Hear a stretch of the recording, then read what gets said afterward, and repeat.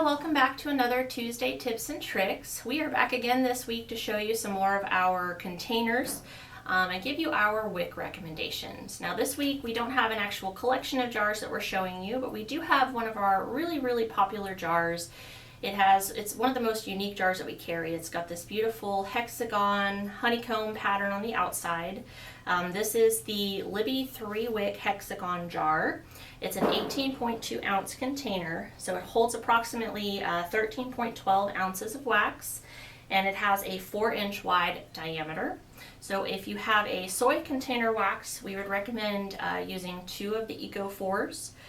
Or if you're using a single pour paraffin wax, you can try one of the LX 28s.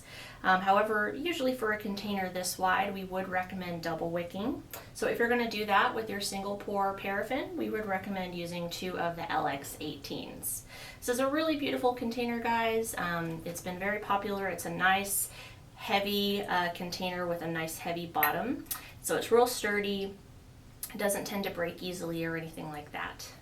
All right, that's going to be it for this week, guys. Come back next week and we'll show you more.